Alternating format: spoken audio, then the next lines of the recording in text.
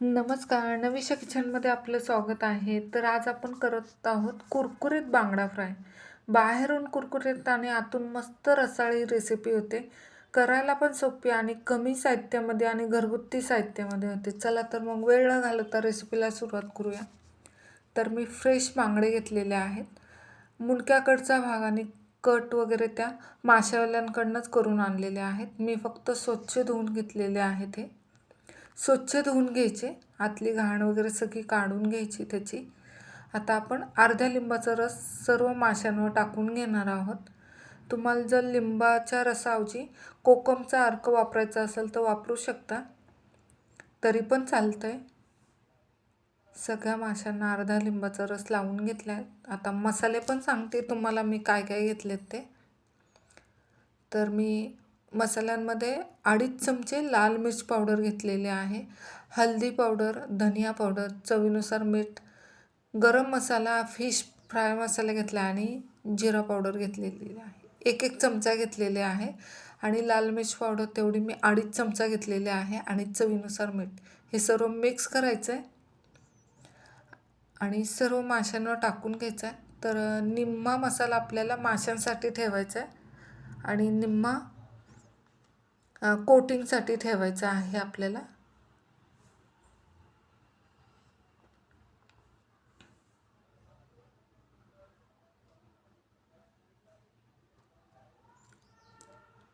आलं लसूण पेस्ट टाकतो आपण 1 चमचा. आता व्यवस्थित हे सर्व मसाले व्यवस्थित माशांना लावून घ्यायचे. आतपर्यंत मसाला जाईल असं लावून घ्यायचं आहे.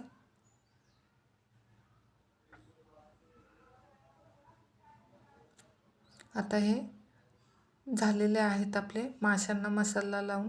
तर 10 मिनटासाठी आपण व्यवस्थित मसाला मुरून द्यायचा आहे माशांमध्ये.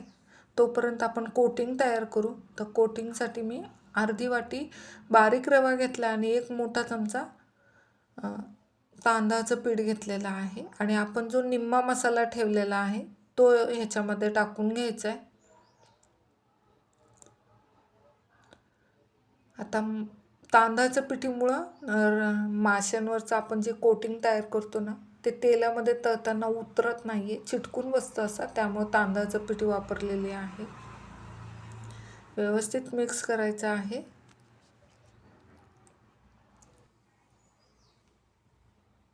हे बघा मिक्स करून झालेलं आहे आपलं. आता 1-1 फिश त्याच्यामध्ये व्यवस्थित घोळून घ्यायचा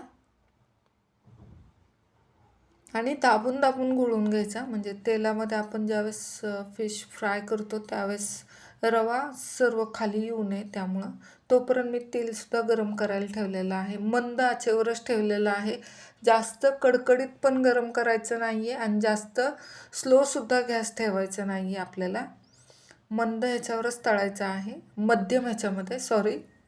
हे बघा सगळ्या माशांना कोटिंग झालेलं आहे. दाबून दाबून कोटिंग लावायची. हे बघा झालेलं आहे. आता तवा ठेवलेला आहे, तव्यामध्ये फ्राय करणार आहे. तर तेल पण बऱ्यापैकी टाकलेलं आहे. आता त्याच्यामध्ये कढीपत्ता टाकते. आता कढीपत्त्यामुळे फिशला खूप छान असं फ्लेवर लागतो कढीपत्त्याचा. त्यामुळं कढीपत्ता टाकलेला आहे आणि त्याच्यावर मासे ठेवायचे आपल्याला.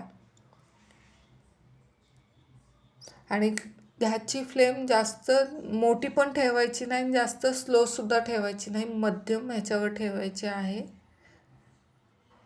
आणि 2 मिनटं हलवायचं नाही आहे आणि 2 मिनटांनंतर ना हलवायचं आहे. आता पलटी मारू.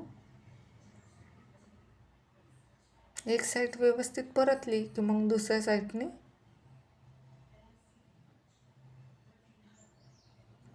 परतून घ्यायचं व्यवस्थित.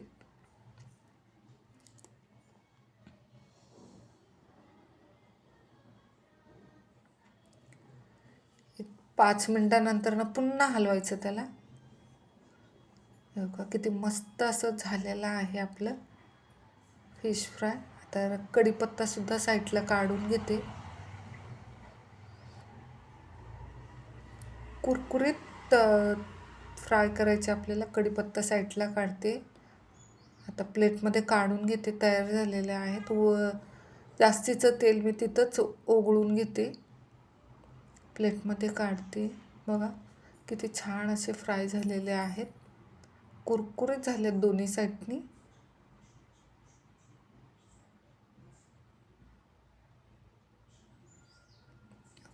अजून थोडंसं तेल टाकायचं आणि कढीपत्ता टाकायचा आणि दुसरी बॅच टाकायची आहे आपल्याला माशांची. ती पण सेमच करायची, 2 मिनटानंतर ना हलवायची आहे.